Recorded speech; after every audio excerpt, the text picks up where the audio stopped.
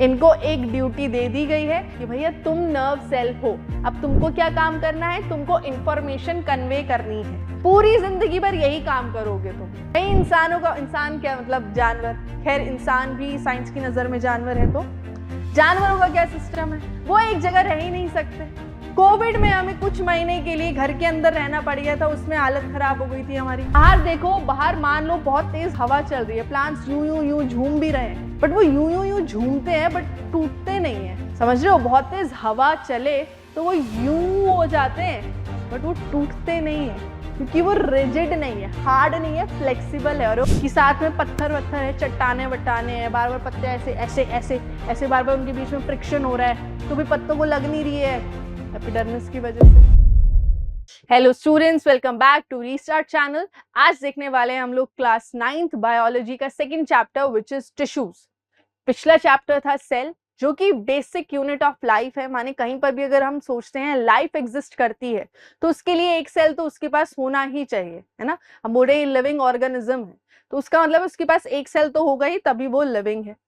अब बहुत सारे सेल्स को मिला दे तो वो टिश्यू बन जाता है, यही सोचते होंगे आप अभी तक, है ना। कोई आपसे पूछ ले भैया टिश्यू क्या होता है तो बोल देंगे झट से, ग्रुप ऑफ सेल्स को टिश्यू बोलते हैं। ऐसा नहीं है यार, क्लास 9वीं के छात्र हो, लेवल अप करो अपना थोड़ा। Now this time if somebody ask you define what a tissue is, this is how you are going to do it. आप उनको तहजीब से बताएंगे कि टिश्यू के लिए सबसे पहले तो ग्रुप ऑफ सेल्स होना चाहिए। पहली कंडीशन है, मान ली ग्रुप ऑफ सेल्स चाहिए, मतलब एक सेल से काम नहीं बनेगा, अपने को ज्यादा सेल्स चाहिए। Then these group of cells they should be similar in function. ये पहला नोट करने वाली बात है कि भैया सबका जो स्ट्रक्चर है वो सेम सा होना चाहिए। दूसरी नोट करो बात, work together to achieve a particular function. ये सारे सेल्स मिलकर एक ही काम कर रहे हैं।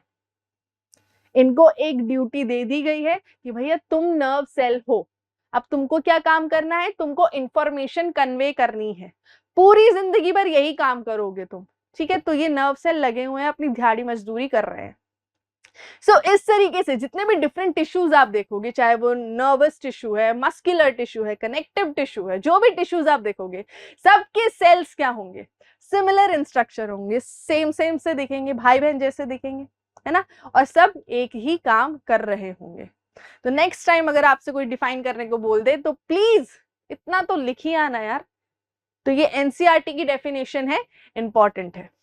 अब जब हम आगे बढ़ते हैं इस चैप्टर में तो हमें प्लांट टिश्यूज अलग पढ़ने पड़ते हैं, एनिमल टिश्यूज अलग पढ़ने पड़ते हैं।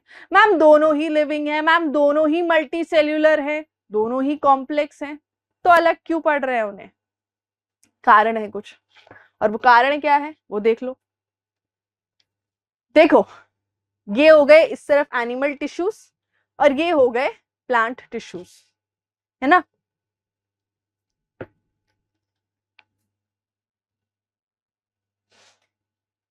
जितना डिफरेंस यहां पर है इनके बीच में, उसका ना दो मेजर कारण है। पहला कारण ये है कि दोनों की जो न्यूट्रिशन का ऑब्टेन करने का जो तरीका है, जो रिक्वायरमेंट है यार, वो अलग अलग है। प्लांट्स में आप जानते हो प्लांट्स क्या है, ऑटोट्रॉफिक है, एक जगह खड़े होकर फोटोसिंथेसिस करके अपना खाना बना लेते हैं, बच जाते हैं मुसीबतों से। वही जो ये एनिमल्स हैं, इन्हें मशक्कतें करनी पड़ती हैं, ये खाने की खोज में निकलते हैं। अब मैगी भी लेने जाओ तो दुकान तक जाना पड़ेगा, तो चलना तो तय है हम लोगों का, है ना, मूवमेंट करनी तय है। तो इसी वजह से क्या होता है, इनका जो जीवन है सेडेंटरी है। सेडेंटरी का मतलब होता है कि स्टेशनरी है, फिक्स्ड जीवन है। कोई ये घूमने नहीं निकल रहे हैं बेचारे, ये एक ही जगह का सनराइज सनसेट देख के खुश है। इनके जीवन के ऐसे गोल्स नहीं है मुझे दुनिया घूमनी है, ये यहीं पे खुश है। वही इंसानों का, इंसान क्या मतलब जानवर, खैर इंसान भी साइंस की नजर में जानवर है, तो जानवरों का क्या सिस्टम है, वो एक जगह रह ही नहीं सकते। कोविड में हमें कुछ महीने के लिए घर के अंदर रहना पड़ गया था, उसमें हालत खराब हो गई थी हमारी, है ना। तो यहाँ पर जीवन अलग है, हमारा मोटाइल जीवन है, हमें पूरे समय मूव करना है, मूवमेंट करनी है। इन कारणों की वजह से इनमें कुछ चेंजेस दिखते हैं। अब क्योंकि ये स्टेशनरी है, तो स्टेशनरी है इनका मतलब क्या है कि एक ही जगह पे खड़े रहना है, बट खड़े तो रहना है, अपराइट तो रहना है। अपराइट रहने के लिए कुछ सपोर्ट लगेगा, तो ये क्या करते हैं, डेड सेल्स से काम चला रहे हैं। इतने चंट है ना प्लांट्स, मैं बता रही हूँ आप लोगों को, इतने चंट है ये लोग, डेड सेल्स से काम चला रहे हैं। दो फायदे हो रहे हैं उसके। एक फायदा क्या है कि भैया इनका सपोर्ट बहुत अच्छा होता है, बहुत स्ट्रांग होते हैं डेड सेल्स, तो स्ट्रेंथ बहुत अच्छी देते हैं, स्ट्रेंथ मिल रही है जो उनको चाहिए भी थी। दूसरी चीज, मरे हुए हैं, कोई रिक्वायरमेंट नहीं है इनकी, ना ऑक्सीजन ना फूड, काम करवाओ इनसे, जम के इनसे स्ट्रेंथ लो, तो प्लांट्स के मजे ही मजे। अब यहां देखो एनिमल्स को मूवमेंट करनी है, मूवमेंट के लिए लगते हैं लिविंग सेल्स, लिविंग सेल्स की एनर्जी रिक्वायरमेंट है, इनको भैया फूड भी चाहिए, ऑक्सीजन भी चाहिए। ठीक है, सो पहला डिफरेंस तो ये आ गया, यहाँ पर ज्यादातर डेड सेल्स हैं प्लांट की बॉडी में, यहाँ लिविंग सेल्स हैं सारे।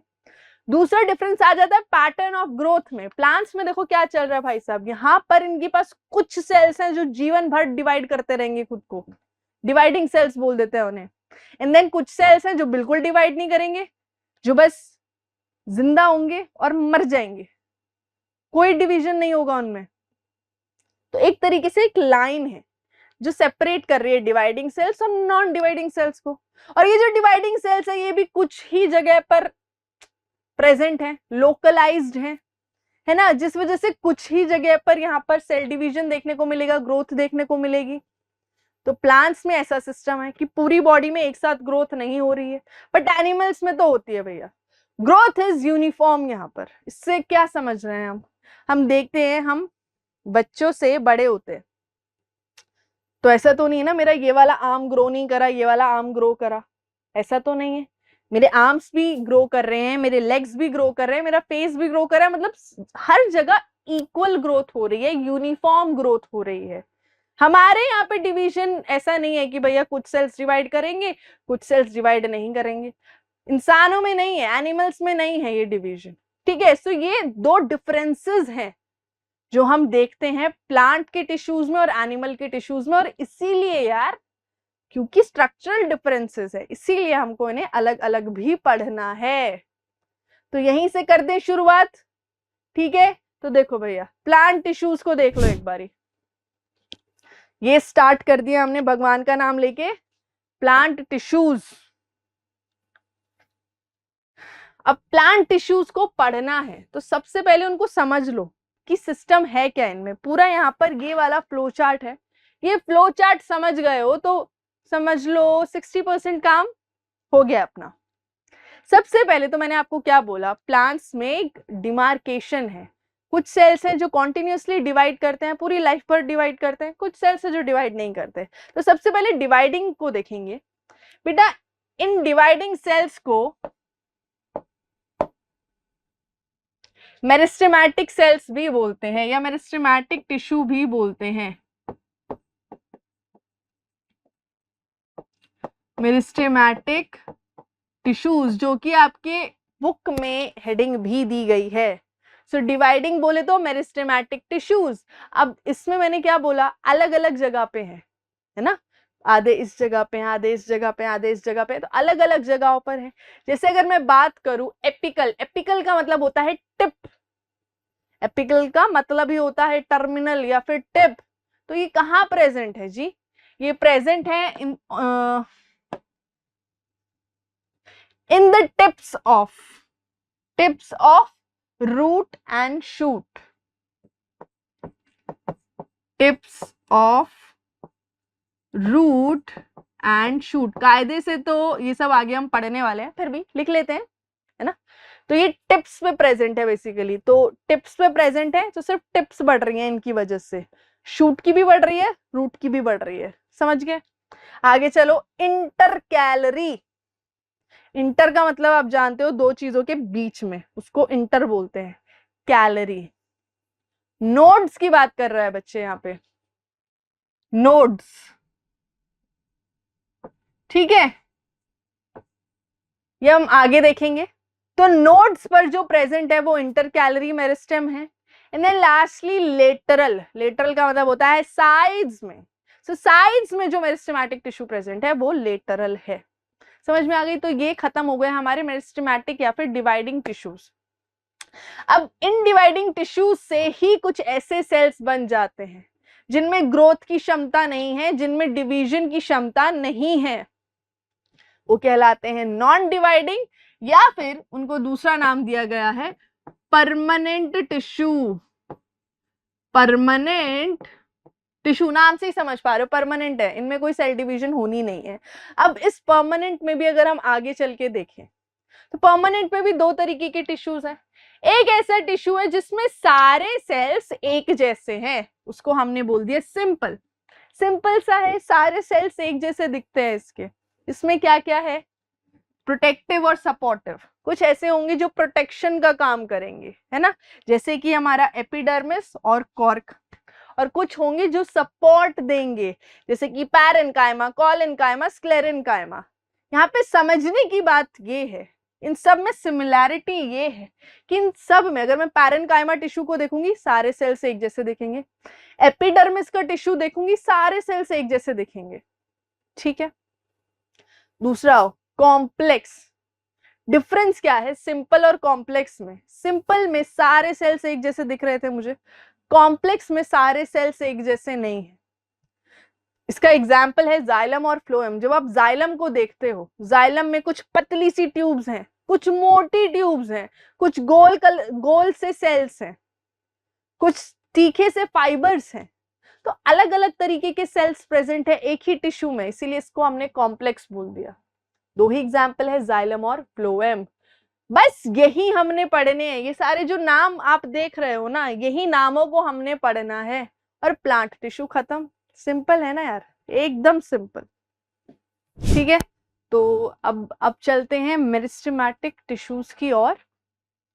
तो देखो, मेरिस्टेमेटिक टिश्यूज को पहले उसकी कुछ प्रॉपर्टीज से समझ लो कि मैंने पहले आपको बताया ये जो डिवाइडिंग सेल्स है पूरे प्लांट की बॉडी में नहीं फैले हैं, ये सिर्फ कुछ कुछ रीजन्स तक ही लिमिटेड है, इसीलिए इन्हें बोल दिया गया लोकलाइज्ड, कुछ कुछ जगह पर ही प्रेजेंट है। देन ये जो सेल्स है बहुत एक्टिव है। क्यों एक्टिव है? क्योंकि इन्हें कभी भी डिवाइड करना पड़ सकता है, कभी भी क्या, ये पूरे समय डिवाइड ही तो कर रहे हैं, इसीलिए एक्टिव रहते हैं। और क्योंकि कॉन्टिन्यूसली डिवाइड करते हैं, इसीलिए जो इनका साइटोप्लाज्म है अच्छा खासा डेंस होता है। थिन सेल्यूलोस वॉल्स होते हैं, थिन भी इसीलिए है क्योंकि बहुत ज्यादा समय तक ये नहीं रहते हैं ना, कॉन्टिन्यूसली डिवाइड कर रहे हैं। सो जो वॉल्स हैं वो भी काफी थिन है। और क्योंकि इनको फूड स्टोर करने की जरूरत नहीं है, क्योंकि ये कॉन्टिन्यूसली डिवाइड करते हैं, तुरंत कंज्यूम करते हैं, डिवाइड करते हैं, तो स्टोर नहीं करना है इनको फूड। इसीलिए जब फूड स्टोर नहीं करना है, इसलिए इनके पास वैक्यूल्स नहीं है। याद रखना, यहाँ से क्वेश्चन बनता है 1 मार्क का। Which of the plant cells do not have vacuoles? ये बहुत बड़ी चीज है क्योंकि प्लांट सेल का वैक्यूल काफी बड़ा होता है, 50 to 90% तक जगह घेर लेता है, और इन सेल में वैक्यूल्स नहीं है तो बड़ी बात है। याद रखना है meristematic tissues, the cells of meristematic tissues do not have vacuoles, ठीक है। आगे चलेंगे, टाइप्स देखते हैं इसके। सबसे पहले आपको एपिकल मेरिस्टेम देखना है, उसके बाद हमें इंटरकैलरी मेरिस्टेम देखना है, एंड देन लास्टली हमको लेटरल मेरिस्टेम देखना है। सबसे पहले देखेंगे कौन सा, एपिकल। एपिकल का मतलब मैं आपको समझा चुकी हूं, है ना क्लास।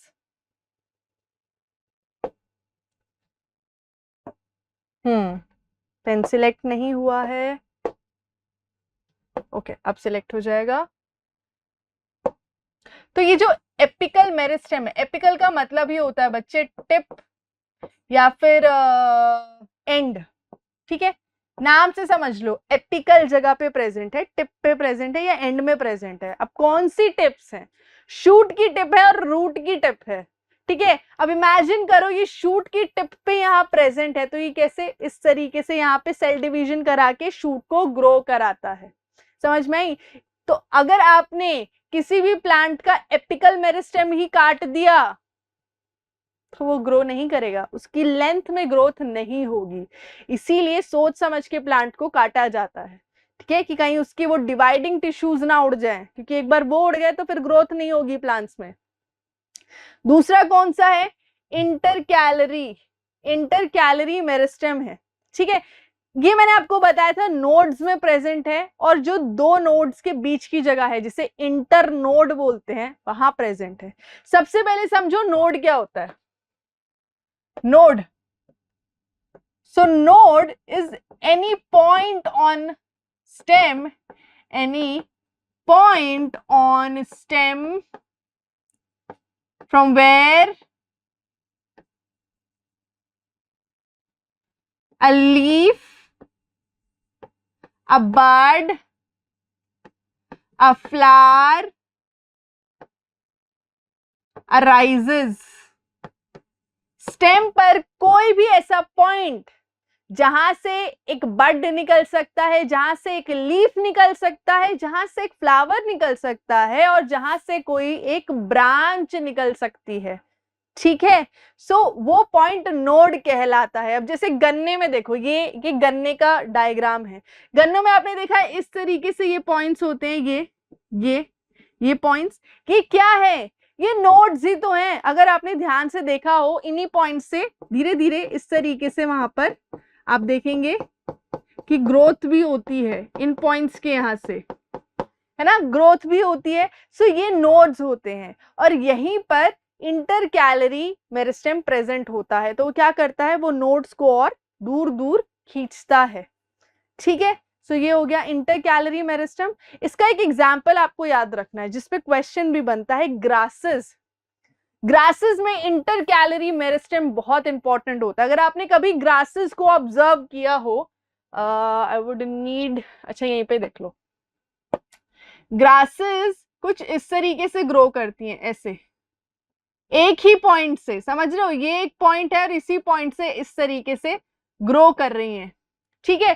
तो जिस पॉइंट से लीफ निकल रहा है वो कौन सा पॉइंट है, वो नोड है ना। और नोड्स में ही इंटरकैलरी प्रेजेंट होता है। सो जो ये ग्रासेस में इस तरीके से लीव्स उसके निकलते हैं, वो इंटरकैलरी की वजह से ही निकलते हैं। सो कई बार ऐसा क्वेश्चन आ जाता है कि गाय जब ग्रास को खाती है तो वो तो लीव्स को खा जाती है, वो तो टिप्स को खा जाती है, तो फिर ग्रास ग्रो कैसे करती है। तो ग्रास तो ग्रो कर रही है यार नीचे वाले पॉइंट की वजह से, जिसे हम इंटरकैलरी बोल रहे हैं। सो ग्रासेस में ग्रोथ किस वजह से दिखती है, इंटरकैलरी मेरिस्टेम्स की वजह से दिखती है। याद रखना, एक क्वेश्चन आ जाता है, ठीक है। इंटरकैलरी की बात हो गई और एपिकल की बात हो गई, ये चीज याद रखना, एपिकल प्लस इंटरकैलरी ये प्राइमरी मेरिस्टेम है। क्या है, प्राइमरी मेरिस्टेम्स है ये। इसका मतलब ये है कि ये प्लांट की बॉडी में बाय बर्थ प्रेजेंट है, शुरू से प्रेजेंट है प्लांट की बॉडी में। तो प्लांट की बॉडी में जो भी प्राइमरी ग्रोथ हो रही है, प्राइमरी मींस जो स्टार्टिंग से जो ग्रोथ हो रही है वो इन मेरिस्टेम्स की वजह से हो रही है। इसलिए एपिकल और इंटरकैलरी को प्राइमरी मेरिस्टेम्स भी बोला जाता है, ठीक। क्या बचा, लेटरल बचा। पहली चीज समझो, लेटरल जो कि यहां पर भी है, लेटरल बेटा सेकेंडरी मेरिस्टेम कहलाता है, सेकेंडरी मेरिस्टेम कहलाता है। सेकेंडरी क्यों कहलाता है, क्योंकि देखो ये शुरू से प्रेजेंट नहीं है प्लांट की बॉडी में।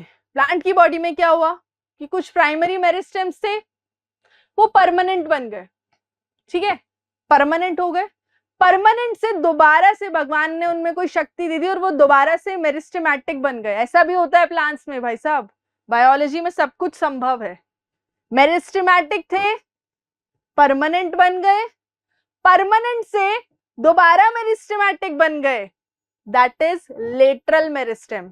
सेकेंडरी मेरिस्टेम इसको बोलते हैं, जो प्लांट की बॉडी में शुरू से नहीं है, बाद में प्रेजेंट हुए हैं या बाद में आए हैं। ये क्या कराते हैं, लेटरल ग्रोथ कराते हैं, साइडवेज ग्रोथ कराते हैं। तो जो हम मोटापा या चौड़ाई जब हम प्लांट की देख रहे हैं उसमें ग्रोथ हो रही है, विद उसकी बढ़ रही है, गर्थ उसका बढ़ रहा है, that is due to presence of lateral meristem. ये देख रहे हो ऐसे, अब उसकी चौड़ाई बढ़ रही है, ठीक है, चौड़ाई बढ़ रही है, that will be due to lateral meristem, ठीक है। यहाँ पे बेसिकली कॉर्क ऐड हो जाता है, कॉर्क टिश्यू अभी हम आगे पढ़ेंगे भी, वो इसी की वजह से ऐड होता है। तो ये थे हमारे 3 मेरिस्टेम्स, पूरे बॉडी में यूनिफॉर्मली प्रेजेंट नहीं है, कुछ ही जगह पे प्रेजेंट है, टिप पे प्रेजेंट है, नोड में प्रेजेंट है और साइड में प्रेजेंट है। बस ये हो गए, इतने ही थे डिवाइडिंग टिश्यूज, और नहीं है डिवाइडिंग टिश्यूज।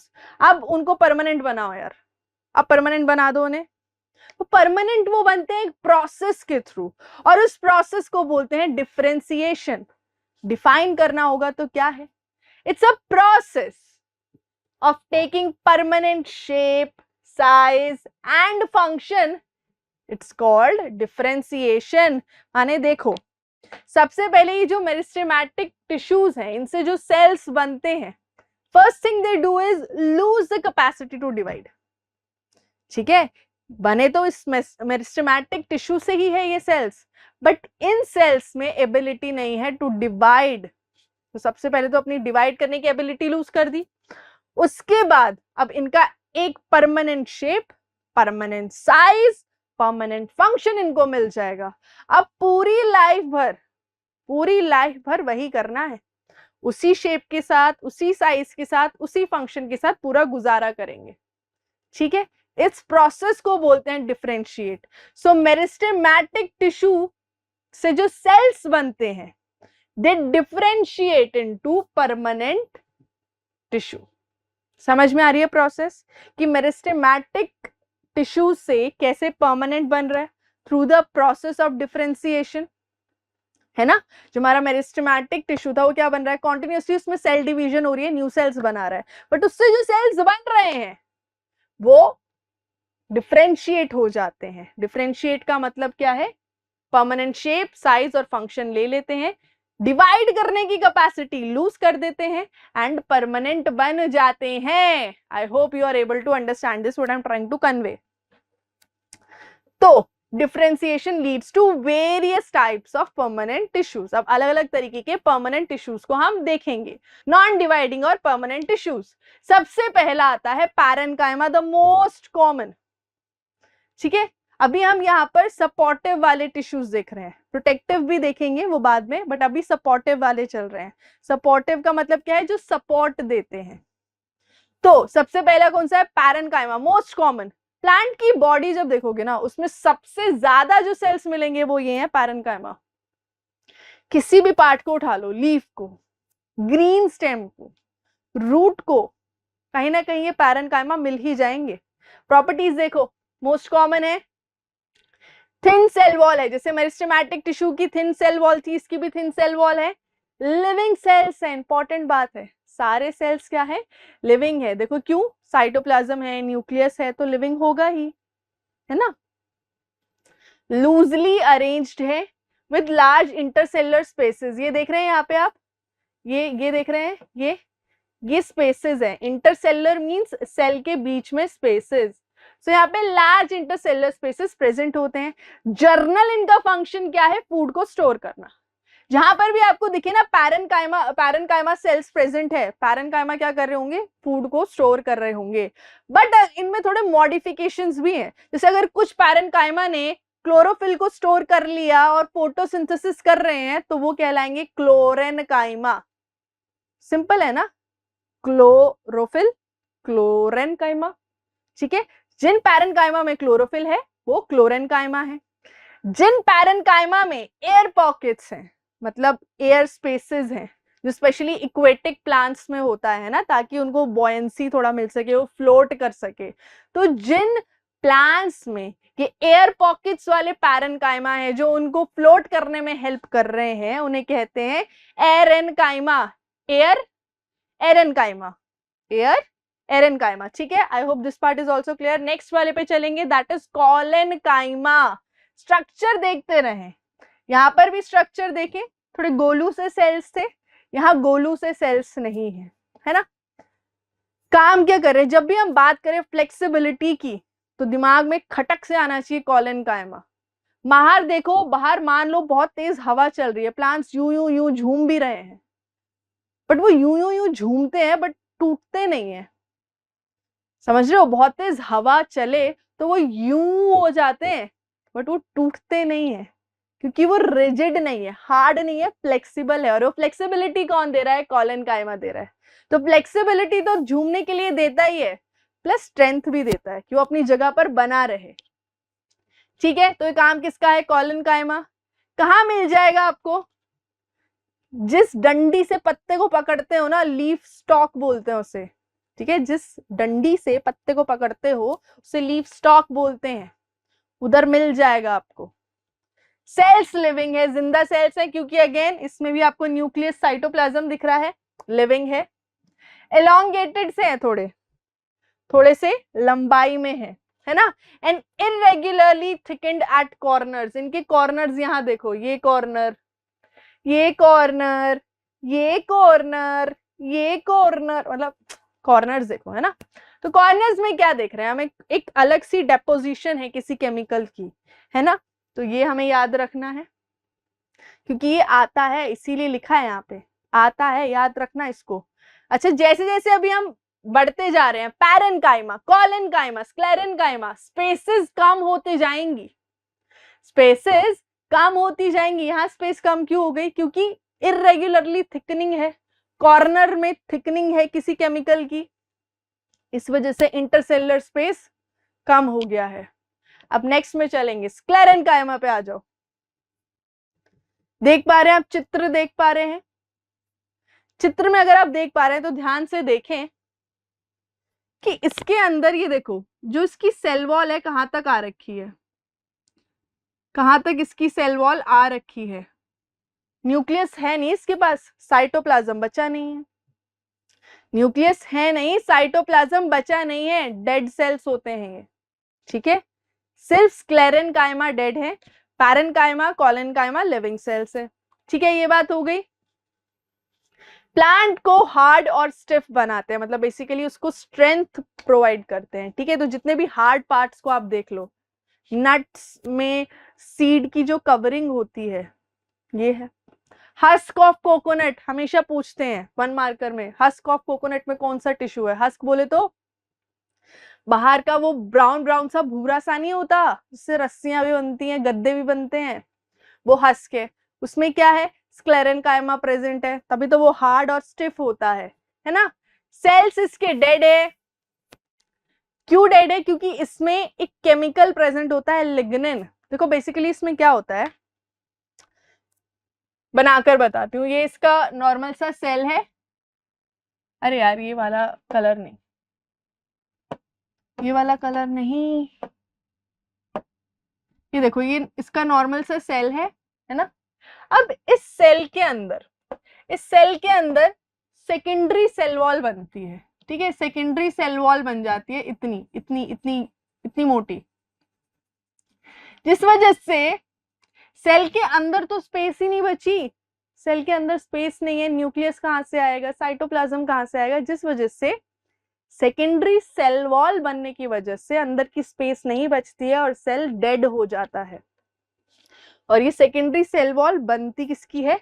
लिग्निन की बनती है, याद रखना है आपको। स्क्लेरेनकाइमा और लिग्निन का रिश्ता है, याद रखना, इन्हें अलग मत करना प्लीज, याद रखना बस। तो ये बात हो गई, डेड सेल है, लिग्निन का डेपोजिशन है, इंटरनल स्पेस नहीं है, कहां से बचेगा? इतनी ज्यादा सेकेंडरी सेल वॉल फॉर्मेशन हो रही है कि स्पेस ही नहीं है अंदर। कहां मिल जाएगा? हार्ड कवरिंग ऑफ सीड्स में आपको ये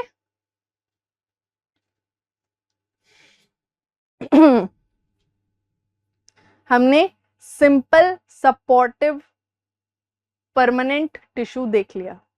याद रखना, हर एक वर्ड का अपना मतलब है। सिंपल का मतलब सारे सेल्स एक जैसे होंगे, प्रोटेक्टिव का मतलब इनका फंक्शन होगा प्रोटेक्ट करने का, परमानेंट मतलब they have lost the ability to divide, and tissues का मतलब यू ऑलरेडी नो। बहुत सारे डायग्राम से कि डरो मत, यहाँ कुछ कन्वे करने की कोशिश करी है, और क्या करने की कोशिश करी है वो मैं बताऊंगी। तो देखो, नॉर्मल प्लांट है, ऐसा सा ही कुछ दिखता होगा पौधे में अगर वो प्लांट है तो, है ना। अब ये देखो, ये लीफ का स्ट्रक्चर है, लीफ। हम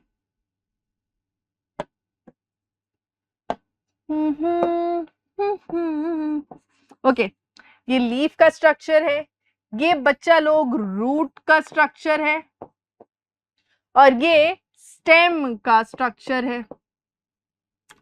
अब आपने डरना नहीं है इतने सारे नाम देखकर, बस एक नाम पे गौर फरमाएं। सारे 9वीं के छात्र बस एक बात पे यहाँ गौर फरमाएं। चाहे मैं लीफ की बात करूं तो लीफ में जो सबसे ऊपर वाली लेयर है एपिडर्मिस, चाहे मैं रूट की बात करूं, रूट में जो सबसे ऊपर वाली लेयर है एपिडर्मिस। अच्छा, रूट की एपिडर्मिस को एपिब्लेमा भी बोलते हैं, बट है तो एपिडर्मिस ना, एपिडर्मिस लिख रही हूं यहाँ, एपिडर्मिस। पता नहीं क्यों नाम क्यों चेंज कर देते हैं, रूट में क्या हो गया तो रूट में अलग नाम दे दिया एपिब्लेमा। अब कर लो याद, क्या कर सकते हैं, है ना। तो यहाँ देखो, लीफ में सबसे ऊपर वाली लेयर एपिडर्मिस, रूट में सबसे बाहर वाली लेयर एपिडर्मिस, स्टेम में सबसे बाहर वाली layer epidermis. What is this? So पहला जो हमें सिंपल प्रोटेक्टिव परमानेंट टिश्यू पढ़ना है वो है एपिडर्मिस। और जैसे कि आप समझ पा रहे हैं, अगर हम अपनी बॉडी देखें, हमारी बॉडी में skin is the outer most covering, right. ऐसे ही प्लांट्स को भी स्किन दी है, और वो स्किन क्या है? एपिडर्मिस। फीचर्स देखेंगे एपिडर्मिस की, आउटर मोस्ट लेयर है प्लांट्स की, ठीक है, याद रखना। एपिडर्मिस हम में नहीं होती, प्लांट्स में होती है। सो आउटर मोस्ट लेयर और सिंगल लेयर ऑफ सेल्स की ही बनी है, ठीक है, 2-3 लेयर नहीं है, सिंगल लेयर ऑफ सेल्स की बनी है। क्या काम कर रही है? प्रोटेक्शन कर रही है। किस किस चीज के खिलाफ? कि लॉस ऑफ वाटर ना हो, है ना। जैसे डेजर्ट प्लांट की मैं बात करूं, डेजर्ट प्लांट्स में क्या होता है, यही जो एपिडर्मिस के सेल्स हैं ये केमिकल सिक्रीट करते हैं जिसे बोलते हैं क्यूटिन, और वो ना वाटरप्रूफ टाइप होती है। तो वो जब लीफ के ऊपर है तो वाटर इवेपोरेट नहीं हो पाता, ट्रांसपिरेशन नहीं हो पाती है, ठीक। मैकेनिकल इंजरी कि साथ में पत्थर वत्थर है, चट्टाने वट्टाने हैं, बार बार पत्ते ऐसे ऐसे ऐसे ऐसे बार बार उनके बीच में फ्रिक्शन हो रहा है तो भी पत्तों को लग नहीं रही है, एपिडर्मिस की वजह से। इन्वेजन बाय पैरासिटिक फंजाई, कोई माइक्रो ऑर्गेनिज्म एंटर नहीं कर पा रहा है प्लांट की बॉडी में, क्यों? क्योंकि उसके पास एपिडर्मिस है ना। कॉन्टिन्यूस लेयर है विदाउट इंटरसेलुलर स्पेसेस, भैया प्रोटेक्शन का काम कर रही है तो कहीं पे बीच में खाली जगह तो नहीं छोड़ सकती। जब हम बॉर्डर की हमें सिक्योरिटी करनी होती है, अपने देश की बॉर्डर की सिक्योरिटी करनी होती है, तो कहीं पे भी गैप्स नहीं छोड़ सकते ना। जहां से गैप्स छोड़ेंगे वहां से आतंकवादी अंदर, ऐसी इनका केस है। एपिडर्मिस में जहां गैप मिली वहां से खतरा अंदर, तो इसलिए कंटिन्यूअस है। समझ आई? प्रोटेक्शन का काम बड़ा बड़ा काम है यार, ऐसे मजाक में नहीं ले सकते तुम चीजें। अच्छा, इधर क्या है? Outer side walls are thicker, भैया उन्हें ऐसे बाहर खतरे को फेस करना है एकदम ऐसे करके, है ना। तो आउटर साइड वॉल्स जो है, आउटर सेल वॉल जो है वो थिक है, अंदर वाली पतली है। ये हो गई इसकी कैरेक्टरिस्टिक्स, फीचर्स। अब ये देखो इसके मॉडिफिकेशंस। यही एपिडर्मिस की जो सेल्स हैं अलग अलग चीजें बना रहे हैं, मतलब मल्टीटास्किंग है, मल्टीटास्किंग। देखो इधर, एपिडर्मिस के ही सेल्स ने गार्ड सेल्स बना दिए तो स्टोमेटा बन गया। एपिडर्मिस के सेल्स रूट में रूट हेयर बना रहे हैं। देखो ये यहाँ पर क्या है, ये एपिडर्मल सेल है, एपिडर्मल सेल, इसी सेल से देखो ये रूट हेयर निकल गया। तो रूट हेयर क्या है? एपिडर्मल सेल का ही मॉडिफिकेशन है। फिर यहाँ देखो, यहाँ ये एपिडर्मिस के सेल्स हैं, देखो एपिडर्मिस के सेल्स, ये वाले एपिडर्मिस के सेल्स हैं, है ना। ये क्या कर रहे हैं यहाँ पर? ये केमिकल दिख रहा है इधर, ये केमिकल इसको सिक्रीट कर रखा है इन्होंने, इसी को तो क्यूटिन बोल रही हूं मैं, ठीक है। ये क्यूटिन ही लेयर बनाता है, क्यूटिकल, जो डेजर्ट प्लांट्स को ट्रांसपिरेशन से बचाती है, वाटरप्रूफ लेयर होती है, ठीक है। समझ गए? Is this part clear? मेरा हेयर स्टाइल खराब हो गया क्या? मुझे तो लग रहा है चलो कोई नहीं यार, तुम पढ़ाई पे ध्यान दो। नेक्स्ट 2 है यहाँ पे। जब मैं प्रोटेक्शन की बात कर रही हूँ तो सिर्फ एक से काम नहीं चलेगा, है ना, दूसरी चीज भी होनी चाहिए प्रोटेक्शन के लिए, वो है कॉर्क सेल्स। अब देखो, याद करो हमने मेरिस्टेमेटिक टिश्यू में क्या पढ़ा था? सेकेंडरी मेरिस्टेम्स हमने पढ़े थे। कौन थे? लेटरल मेरिस्टेम, वही सेकेंडरी मेरिस्टेम्स थे। तो यही सेकेंडरी मेरिस्टेम्स जो है ये बनाते हैं, न्यू सेल्स बना रहे हैं। वो न्यू सेल्स कौन से हैं? कॉर्क के सेल्स हैं। तो सेकेंडरी मेरिस्टेम से जो सेल्स बन रहे हैं वो डिफरेंशिएट हो रहे हैं कॉर्क सेल्स में, जो कि आउटर मोस्ट लेयर बन जाती है। ये जो कॉर्क के सेल्स है ना, आगे चलकर एपिडर्मल सेल्स को रिप्लेस करते हैं। ऐसे लात मारते हैं एपिडर्मल सेल्स, चल निकल निकल, है ना, मतलब बेसिकली रिप्लेस कर रहे हैं। तो epidermal cells out, cork cells in, ऐसे हो रहा है। ठीक है, तो आउटर मोस्ट लेयर है ये भी। कौन बना रहा है? सेकेंडरी मेरिस्टेम्स बना रहे हैं। अब ये वाले सेल्स क्या है? कॉर्क के सेल्स स्क्लेरेनकाइमा की तरह बच्चे डेड है। डेड क्यों है? क्योंकि यहां पर भी सुबरन की सेकेंडरी सेल वॉल फॉर्मेशन हो रही है। केमिकल बदल गया है बट बात वही है, बात बिल्कुल वही है। वहां पर क्या था? लिग्निन था, यहां पर सुबरिन है। सुबरिन की सेकेंडरी सेल वॉल फॉर्मेशन हो रही है और वो इतनी थिक होती है कि अंदर सेल के अंदर स्पेस ही नहीं बचती। So no nucleus, no cytoplasm, so the cell is dead. ठीक है, तो डेड हो जाता है यहाँ पे सेल। कॉम्पैक्टली अरेंज होते हैं, नो इंटरसेलुलर स्पेसेस। सुबरिन में आपको यहाँ पर, ओहो बहुत, सुबरिन में यहाँ आपको बता चुकी हूँ। और ये सुबरिन की वजह से ये जो सेल्स है वाटर और गैसेस को बिल्कुल अलाउ नहीं करते हैं। तो आप जो देखते हो ना बाहर की बार्क, है ना, जो बाहर सबसे वुडी सी बार्क देखते हो आप ट्रीज में, किसकी बनी है यार? कॉर्क सेल्स की बनी है। और इसमें पानी और गैसेस का कोई असर नहीं होता, इम्परवियस होती है वो। ठीक है, चलिए आगे बढ़े। कॉम्प्लेक्स परमानेंट टिश्यूज, कॉम्प्लेक्स पे आ गए। सिंपल में क्या देखा था? सिंपल में सारे सेल्स एक जैसे ही थे टिश्यू के अंदर। कॉम्प्लेक्स आ गया माने टिश्यू तो एक होगा बट उसके अंदर अलग अलग सेल्स होंगे, तो वो भी देख लेते हैं। अलग अलग सेल्स हैं इनके अंदर। सबसे पहले एग्जाम्पल है जाइलम। चित्र देखो, चित्र से समझ आ रहा होगा। ये देखो पतली सी ट्यूब है, ये मोटी सी ट्यूब है, यहाँ पे ये सेल्स प्रेजेंट हैं, अलग अलग चीजें प्रेजेंट है ना, एक ही टिश्यू में अलग अलग सेल्स प्रेजेंट है, इसीलिए कॉम्प्लेक्स परमानेंट टिश्यू है। अब इसके पास देखो जाइलम में होता क्या क्या है? Tracheids, vessels, parenchyma, fibres. Parenchyma से आप वाकिफ हैं, आप जानते हैं पैरेन्काइमा क्या होता है।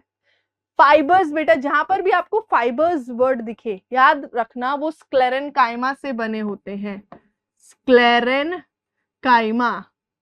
तो आई hope you know parenchyma and fibres now, इन्हें आप जानते हैं।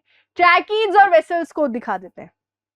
देखो यहाँ पे पतली सी ट्यूब्स दिख रही है इस तरीके से, पतली सी ट्यूब्स जिनके जो एंड्स हैं, एंड्स पॉइंटेड है, चोंच सी निकल रही है, पॉइंटेड एंड्स हैं जिसके, टेपरिंग एंड्स बोलते हैं इन्हें। ठीक है, सो ये कौन से हैं? ये है हमारी ट्रैकीड्स। ट्रैकीड्स हैं, पहचानोगे कैसे? Narrow with pointed ends, with pointed ends. ठीक है, ये हो गई। इसी के कंपैरिजन में जो वेसल होती है वो चौड़ी है। वेसल को देखो, ये रही यहाँ पे वेसल, ये वेसल है, ये चौड़ी है ना, वाइड है। सो इसको याद रखना, वेसल हमेशा वाइड होती है, वाइड, और एंड्स उसके कोई भी ऐसे टेपरिंग या पॉइंटेड से नहीं होते हैं। ठीक है, दोनों ट्यूबुलर स्ट्रक्चर है। काम क्या है जाइलम का? आप जानते हो, वाटर ट्रांसपोर्ट करना, वाटर एंड मिनरल्स को ट्रांसपोर्ट करना, तो वही काम यहाँ पर हो रहा है। पैरेन्काइमा यहाँ पे फूड स्टोर करती है ना, और जो फाइबर्स है इधर, जो स्क्लेरेनकाइमा के फाइबर्स हैं वो बेसिकली सपोर्ट दे रहे हैं उसको कि ढंग से एकदम ऐसे ये पूरा नेटवर्क बना रहता है ना, अपराइट खड़े रहते हैं, तो वो ढंग से खड़े रहे, सपोर्ट उन्हें प्रोवाइड कराता है फाइबर्स। ठीक है, तो ये चीजें हो गई जाइलम की। आई होप समझ में आ रहा है। ध्यान से पिक्चर को देख ले। स्कूल में क्या होगा, आपको पिक्चर दे देंगे, बोलेंगे लेबलिंग करो, ट्रैकिड्स क्या है, वेसल्स क्या है, लेबल कैसे करोगे? पता होना चाहिए। ट्रैकिड्स पतली हैं, पॉइंटेड एंड्स हैं, वेसल्स चौड़े हैं, और पैरेन्काइमा को और उनको तो आप आराम से पकड़ ही लोगे। अच्छा, इसमें एक बात याद रखो, ये बात बताना मैं भूल गई थी, याद आ गया। पैरेन्काइमा को छोड़ के सब डेड है इधर। पैरेन्काइमा को छोड़कर, क्योंकि आप तो जानते हो पैरेन्काइमा तो लिविंग होती ही है, इसको छोड़कर बाकी सब डेड है। ट्रैकीज वेसल्स, जैसे जैसे ये मेच्योर होते हैं, जैसे जैसे इनकी एज होती है, इनमें थिक वॉल्स आ जाती है, again thick secondary cell wall आ जाती है, जिसकी वजह से ये डेड हो जाते हैं। ठीक है, तो मेच्योर होने पर ट्रैकीज और वेसल्स भी डेड हो ही जाते हैं, तो उन्हें डेड ही कंसिडर करेंगे। सो फाइबर्स स्क्लेरेन्काइमा के हैं वो तो डेड होते ही हैं। So tracheids, vessels, fibres they are dead. Parenchyma ही सिर्फ लिविंग कंपोनेंट है, किसमें? जाइलम में। तभी तो बोली थी प्लांट की बॉडी में अधिकतम जो टिश्यू है यार वो तो डेड ही है। Next, phloem. फ्लोएम के बारे में हम जानते हैं, फूड को ट्रांसलोकेट करता है प्लांट की बॉडी में।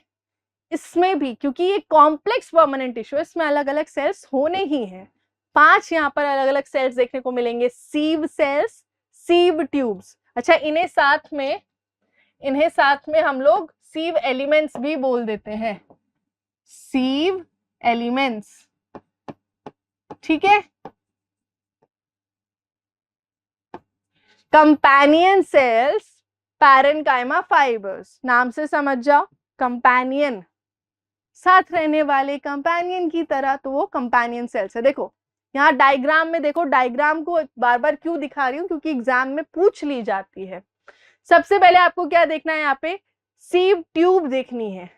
ये देखो यहाँ पर ये हमें सीव ट्यूब दिखाई हुई है, this is a sieve tube, this is a sieve tube. ठीक है, तो सीव ट्यूब यहाँ पे प्रेजेंट होगी, सीव प्लेट्स यहाँ पर प्रेजेंट होगी। ठीक है, जो बीच बीच में, हर ट्यूब के बीच में सीव प्लेट्स प्रेजेंट होगी। अब सीव ट्यूब के जस्ट साथ में आपको मिल जाएंगे ये कंपेनियन सेल्स। रिश्ता बहुत तगड़ा है सीव ट्यूब्स और कंपेनियन सेल्स का, मतलब कैसे बताऊं मैं तुम्हें कि क्या चल रहा है इनके बीच। न्यूक्लियस है कंपेनियन सेल का, इस्तेमाल कर रहा है सीव ट्यूब। इतना गहरा रिश्ता है, समझ रहे हो तुम? गहराई समझो कि एक ही न्यूक्लियस से काम चलाया जा रहा है। कंपेनियन सेल का न्यूक्लियस है वो तो यूज कर ही रहा है, सीव ट्यूब भी वही न्यूक्लियस यूज कर रहा है। ठीक है, दैट मीन्स सीव ट्यूब के पास अपना न्यूक्लियस नहीं है। तो ये बात हो गई, सीव एलिमेंट समझ गए, कंपेनियन सेल समझ गए, पैरेन्काइमा फाइबर सेम, वही सेम काम। पैरेन्काइमा फूड को स्टोर करेगा, फाइबर्स स्ट्रेंथ देंगे। तो समझ रहे हो, बहुत समझ लो ना एक कॉन्सेप्ट को, तो बहुत इजी है, ज्यादा चेंजेस नहीं है, उसी को चलाते चलो। ठीक है, सो समझ गए, बस याद रखना कंपेनियन सेल का न्यूक्लियस होता है, यूज उसे सीव ट्यूब करता है। सीव ट्यूब के पास अपना कोई न्यूक्लियस प्रेजेंट नहीं है ना।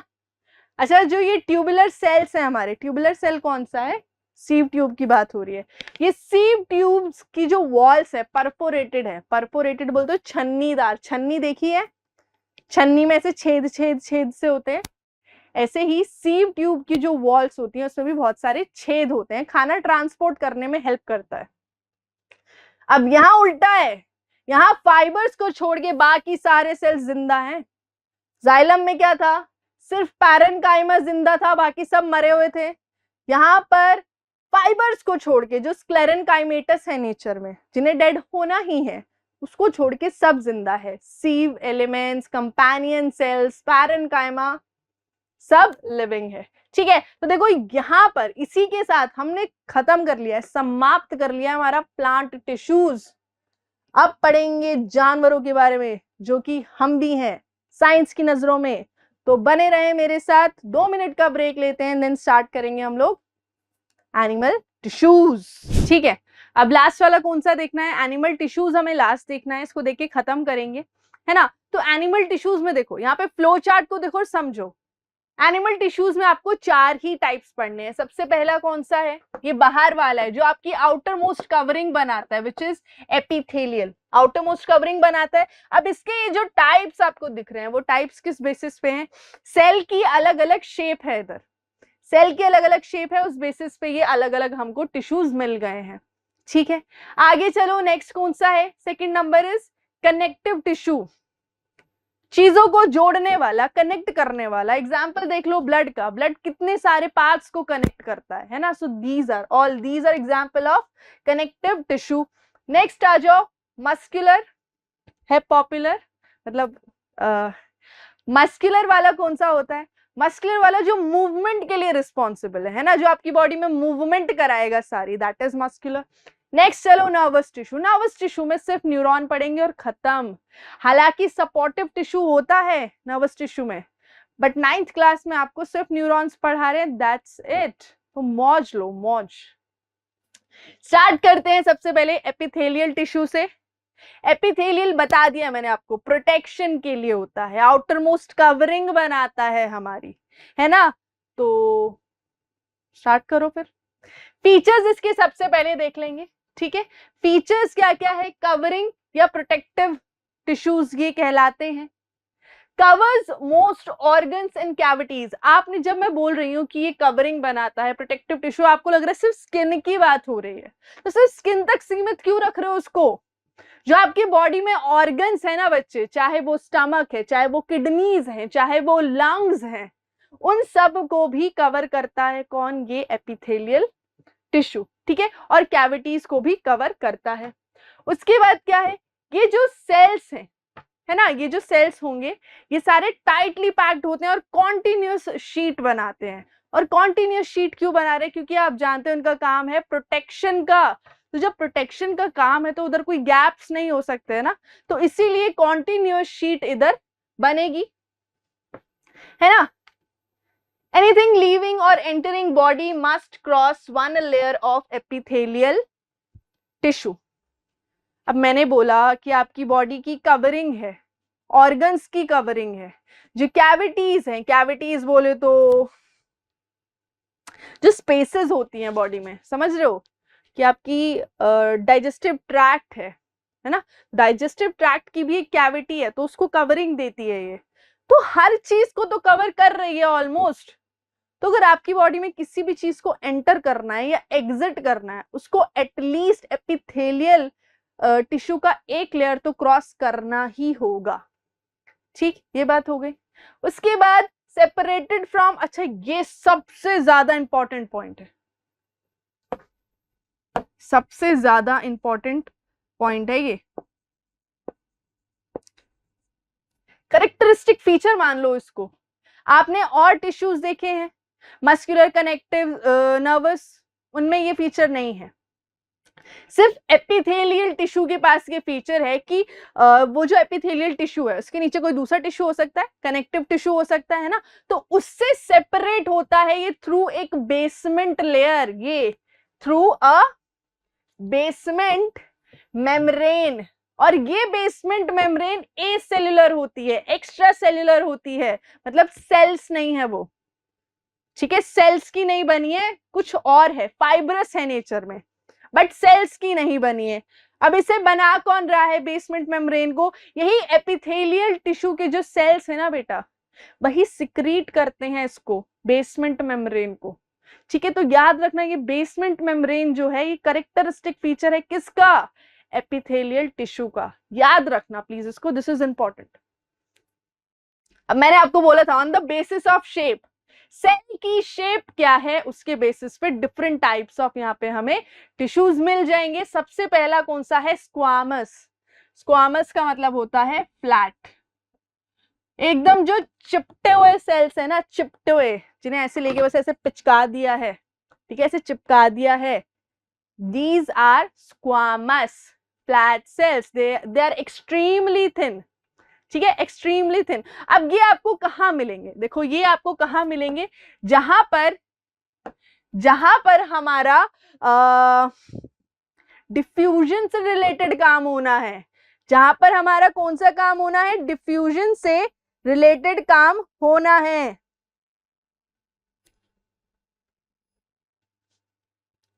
तो इसको मेंशन कर देंगे कि जहां पर ट्रांसपोर्टेशन या डिफ्यूजन होना है उधर ये प्रेजेंट होते हैं, ठीक है, ट्रांसपोर्टेशन या डिफ्यूजन कहां कहां होती है सोचो। आपके ब्लड वेसल्स जो हैं, ब्लड वेसल्स में ट्रांसपोर्टेशन होती है, गैसेस का ट्रांसपोर्टेशन होता है।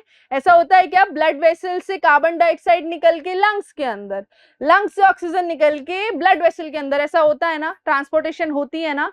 तो ये जो ब्लड वेसल्स है, ब्लड वेसल्स की लाइनिंग कौन बना रहा है, स्क्वामस। और सोचो और कहां हो रहा है, लंग्स में भी तो एक्सचेंज हो रहा है ना, लंग्स में कहां हो रहा है, एल्वियोलाई में।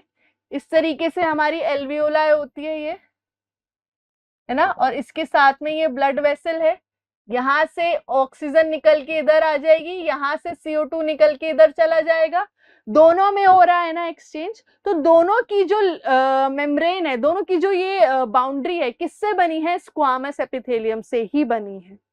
ठीक है, तो ये आपको जगह पता होनी चाहिए कहाँ कहाँ पर है। और ये कैसे याद रहेंगी, जब आप इसका फंक्शन याद रखोगे कि स्क्वामस कहाँ मिल रहा है, जहां पर ट्रांसपोर्टेशन ऑफ सब्सटेंसेस हो रहा है, जहां डिफ्यूजन हो रहा है। ठीक है, तो इसके एक बार एग्जांपल्स लिख लेंगे।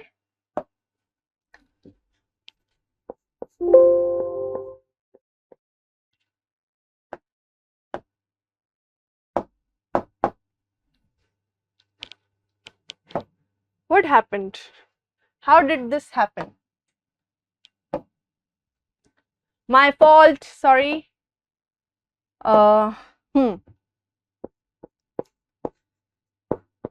Lining of blood vessels and alveoli. अच्छा, ये एक और जगह पर होता है, ईसोफेगस में भी होता है। ठीक है, तो इसको भी लिख लेना, ईसोफेगस की लाइनिंग में भी प्रेजेंट है, ईसोफेगस। और यहाँ माउथ की जो लाइनिंग होती है, इधर भी प्रेजेंट है। ठीक है, तो ये 4 जगहें बुक में दे रखी हैं, आपको पता होनी चाहिए। आपको क्वेश्चन बनेगा, आपको बता देंगे name the tissue present in the following, और वहां पे लिख के दे दिया lining of oesophagus, lining of mouth, तो पता होना चाहिए चिपटा वाला स्क्वामस प्रेजेंट होता है। ठीक है, लाइनिंग ऑफ ईसोफेगस और माउथ। अच्छा, इसको पेवमेंट भी बोलते हैं। ठीक है, ये भी याद रख लेना, इसको पेवमेंट भी बोलते हैं स्क्वामस को। कहां लिखूं, इधर लिख दूं, पेवमेंट टिश्यू।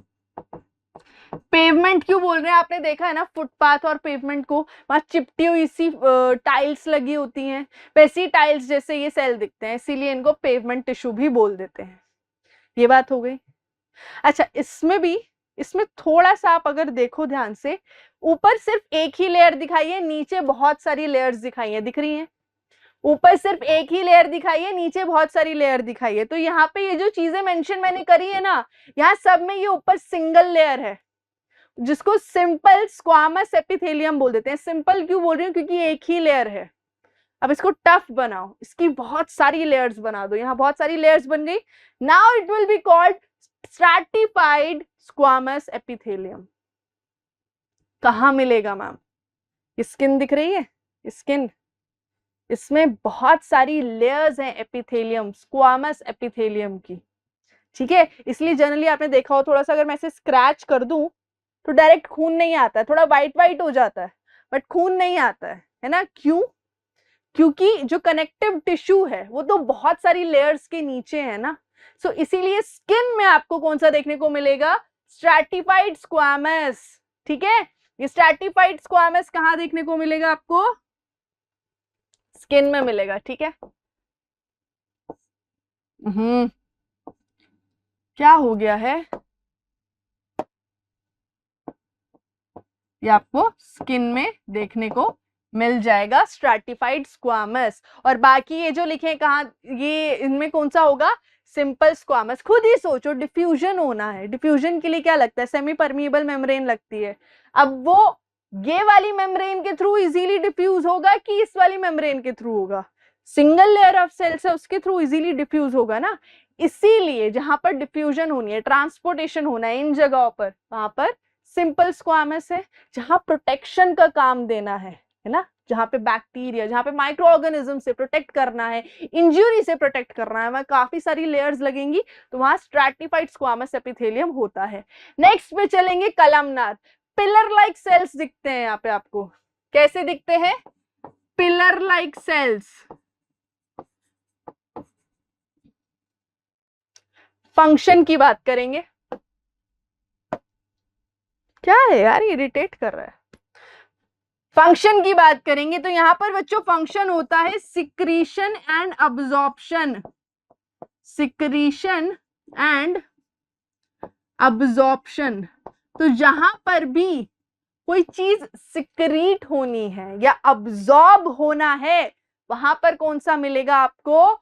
ये कलमनार मिलेगा। अब यहां पर एग्जाम्पल दिया गया है lining of small intestine.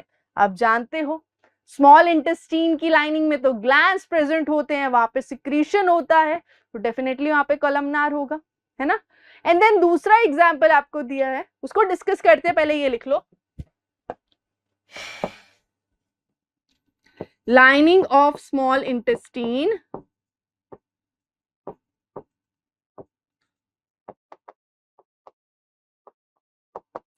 And दूसरा आपको एग्जाम्पल दिया है lining of respiratory tract.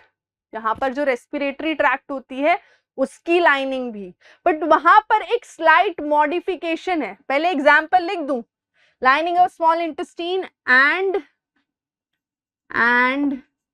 Respiratory tract.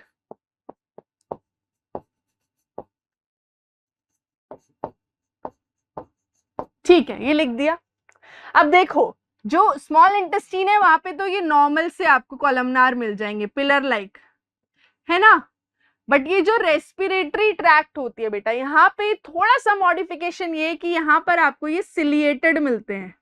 ये दिख रहे हैं, ये ब्रिसल लाइक हेयर, इनको सीलिया बोलते हैं, ठीक है। तो ये सिलिएटेड कलमनार आपको कहाँ मिलेंगे? रेस्पिरेटरी ट्रैक्ट में मिलेंगे, याद रखना। और ये वहां ऐसा क्यों है? क्योंकि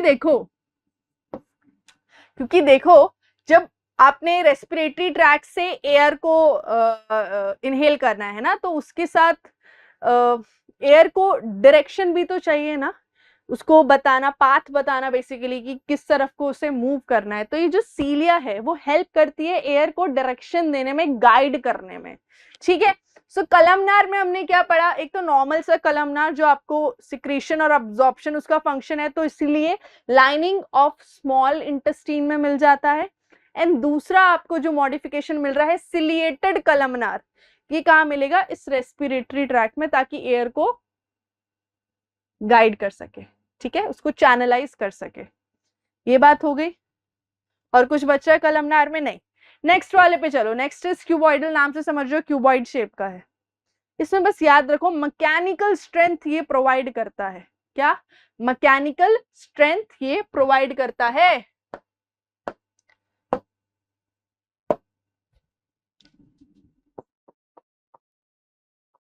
कहां कहां मिलता है आपको ये आपको मिलेगा सलाइवरी ग्लैंड के डक्ट में, सलाइवरी ग्लैंड के डक्ट में मिलेगा।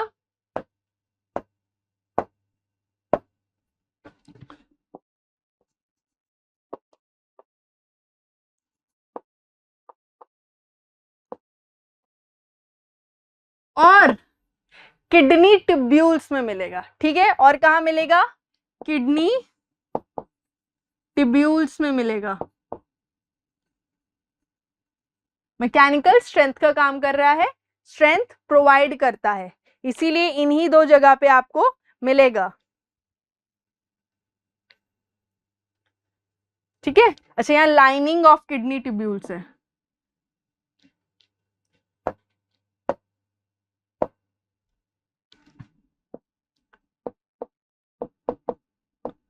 लाइनिंग ऑफ किडनी ट्यूब्यूल्स, ठीक है यार, ये जगह आपको याद होनी चाहिए। फंक्शन से याद करने की कोशिश करना, मुझे लगता है इजीली याद होता है। जहां पे ट्रांसपोर्टेशन डिफ्यूजन होनी है, जहां पे सिंगल लेयर ऑफ सेल अपने को चाहिए, कहाँ पे? एल्वियोलाई में, lining of alveoli, lining of blood vessel, lining of oesophagus, lining of what is last? Mouth. ठीक है, यहाँ पे स्क्वामस है, चिपटा हुआ पेवमेंट वाला। ठीक है, नेक्स्ट कलमनार है, पिलर लाइक सेल्स यहाँ देखने को मिलते हैं। काम क्या है सिक्रीशन एंड अब्जॉर्प्शन का, तो वो कहाँ कहाँ होता है? Lining of small intestine and lining of respiratory tract, जहाँ पे आपको थोड़ा स्पेशलाइज्ड कलमनार मिल रहा है, सिलिएटेड कलमनार मिल रहा है ना, बालों वाला। देन नेक्स्ट क्या है? क्यूबॉइडल।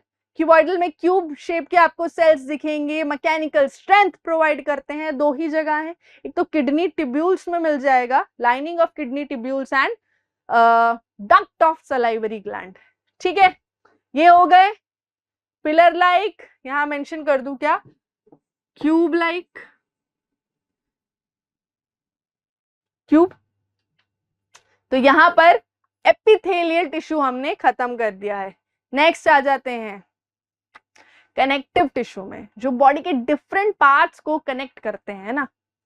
देखिए, अब यहां पर मैट्रिक्स के बेसिस पे, मैट्रिक्स के बेसिस पे, ओहो क्या हो गया? मैट्रिक्स के बेसिस पे माने कि ये जो सेल्स होंगे इस वाले टिश्यू के, इनका जो मीडियम है वो मीडियम कैसा है, वो मैट्रिक्स कैसा है, लूज है, डेंस है, स्पेशलाइज्ड है, कैसा मैट्रिक्स है, उसके बेसिस पे यहाँ पे हमने इन्हें डिवाइड कर दिया है। ठीक है, तो सबसे पहले देखेंगे लूज। अच्छा, सबसे पहले स्पेशलाइज देख रहे हैं? ठीक है यार, सबसे पहले स्पेशलाइज देख लेते हैं, कोई बात नहीं। तो सबसे पहले देखेंगे स्पेशलाइज्ड सीटी, बोले तो कनेक्टिव टिश्यू। इसमें सबसे पहला है ब्लड। ब्लड बोले तो रक्त, आप बहुत अच्छे से वाकिफ हैं रक्त से। रक्त में आपको क्या क्या मिलता है? सबसे पहले तो सेल्स मिलेंगे, आरबीसी, डब्ल्यूबीसी, प्लेटलेट्स, है ना। देखो आरबीसी आप जानते हो बाई कॉन्केव शेप का होता है ना, और मैच्योर होने पे ई न्यूक्लिएटेड हो जाता है, न्यूक्लियस नहीं होता है उसमें। रीजन बीइंग कि उसको ज्यादा से ज्यादा हीमोग्लोबिन को अकोमोडेट करना होता है ना, ज्यादा से ज्यादा जगह देनी होती है हीमोग्लोबिन को, इसीलिए न्यूक्लियस ही अपना गवा देता है, कुर्बानी मान लो। उसके बाद व्हाइट ब्लड सेल्स। आप बोल रहे हो मैम इतने सारे क्यों पढ़ने हैं? क्योंकि बुक में दिया है यार, बुक में लिखा नहीं है, बट अगर साइड में देखोगे डायग्राम बनी हुई है इन सब की, तो पता होने चाहिए। 5 तरीके के डब्ल्यूबीसी होते हैं। 9th क्लास में आए हो, थोड़ी फीलिंग तो लो, 9th क्लास में आए हो। तो ये 5 तरीके के कौन कौन से हैं? Basophil, neutrophil, eosinophil, monocyte, lymphocyte. याद करने के इनको तरीके हैं। देखो ये तीनों ग्रैन्युलर होते हैं। वाइट वाइट नहीं दिख रहा होगा ना? नहीं दिख रहा है, रुक जाओ। ये ग्रैन्युलर होते हैं, समझ रहे हो? इनमें ग्रेन्स होते हैं, ग्रैन्युलर डब्ल्यूबीसी। ठीक है, ग्रैन्युलर डब्ल्यूबीसी कौन कौन सा है? Basophil, neutrophil, eosinophil. और जो दो बचे वो ए ग्रैन्युलर होते हैं, मतलब इनमें कोई ग्रेन्स देखने को नहीं मिलते आपको। ए ग्रैन्युलर, कोई ग्रेन्स देखने को नहीं मिलते। मोनोसाइट और लिम्फोसाइट। ठीक है, आई होप आपको इनकी साइंटिफिक नेम पता हो। जैसे आरबीसी रेड ब्लड सेल को एरिथ्रोसाइट बोलते हैं, डब्ल्यूबीसी को ल्यूकोसाइट बोलते हैं, एंड लास्टली ये है प्लेटलेट्स। क्या है? प्लेटलेट्स, जिन्हें हम थ्रोम्बोसाइट्स भी बोलते हैं। प्लेटलेट्स जिन्हें हम थ्रोम्बोसाइट्स भी बोलते हैं। ये देख लिए चित्र, आगे बढ़े। ठीक है, ब्लड के बारे में मैं बात करूं, जब भी आप ब्लड को देखते हैं, ब्लड में बेसिकली 2 कंपोनेंट है। एक तो उसका पानी वाला कंपोनेंट है जिसे फ्लूइड मैट्रिक्स बोलते हैं ना, उसका नाम क्या होता है? उसको बोलते हैं प्लाज्मा। क्या बोलते हैं? प्लाज्मा। जिसमें क्या क्या होता है? जिसके अंदर सॉल्ट, प्रोटीन, हॉर्मोन्स, ये सब बेटा इसमें प्रेजेंट होता है। समझ में आ गई? किसमें? फ्लूइड मैट्रिक्स ब्लड का, जो कि प्लाज्मा है। मतलब बेसिकली अगर आपने ब्लड से सारे सेल्स को निकाल दिया तो सिर्फ पानी पानी सा बचेगा, वो पानी पानी ही तो प्लाज्मा है। ठीक है, तो प्लाज्मा समझ लिया। बना क्या क्या है उसमें, क्या क्या चीजें होंगी? सॉल्ट, हार्मोन और प्रोटीन्स होंगे। अब बात करते हैं सेलुलर पार्ट्स की, जो कि आप देख चुके हो। सेल्स कौन कौन से होते हैं? Erythrocyte, leucocyte and thrombocyte. तो ये हो गई बात किसकी? ब्लड की। ब्लड को हम स्पेशलाइज्ड, उसका स्पेशलाइज्ड कनेक्टिव टिश्यू क्यों बोलते हैं? क्योंकि जो मैट्रिक्स है पूरा फ्लूइड है, एकदम पानी की तरह है। समझ गए? आगे चलें। नेक्स्ट आ गया बोन।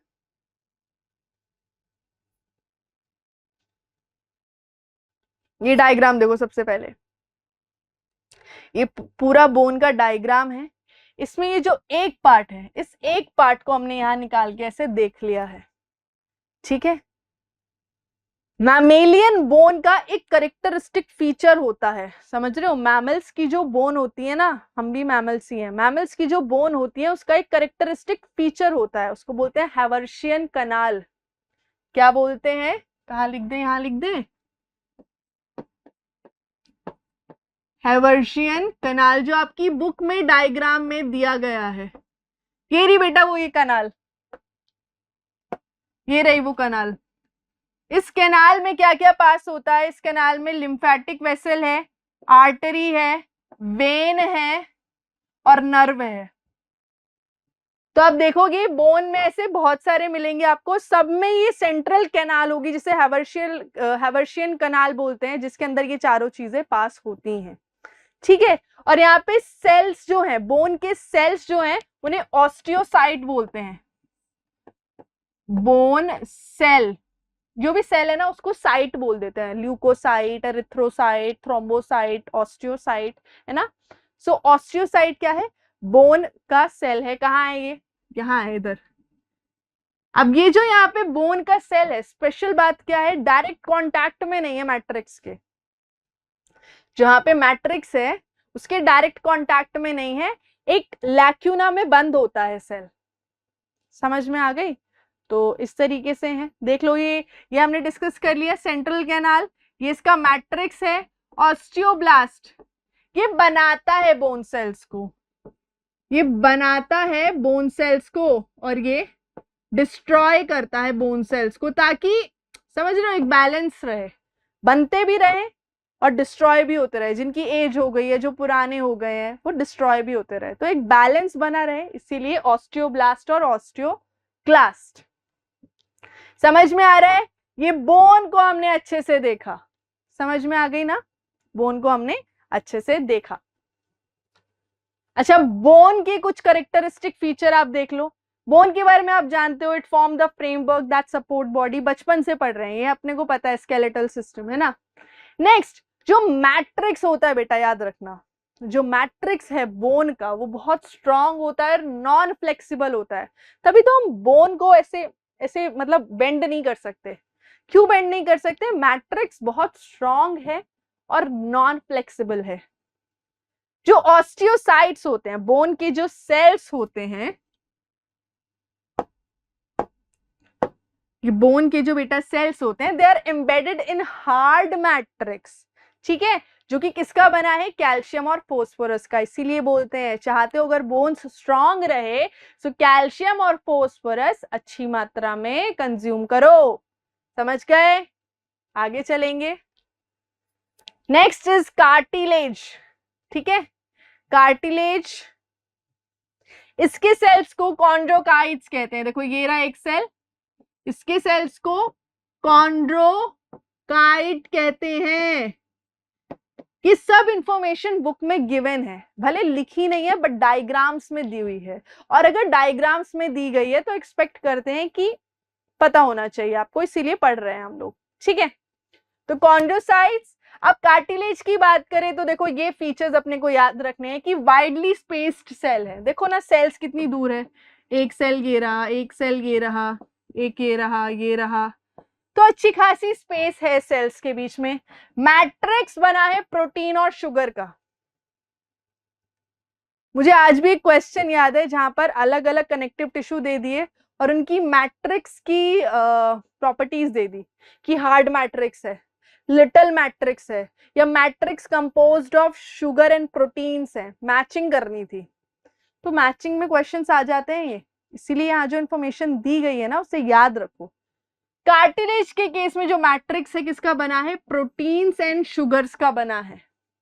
ठीक है, किसका बना है, प्रोटीन्स एंड शुगर्स का बना है। कार्टिलेज का फंक्शन क्या है, smoothen bone surfaces at joints. Joints पे क्या होता है, बोन के सर्फेसेस को स्मूथ करता है। प्लायबल है, कंपैरेटिवली फ्लेक्सिबल होता है, मतलब बेंड हो जाता है ना।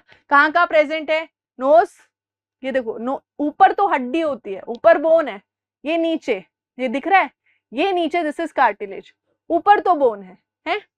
ईयर, ये दिस इज पिन्ना, कार्टिलेज है।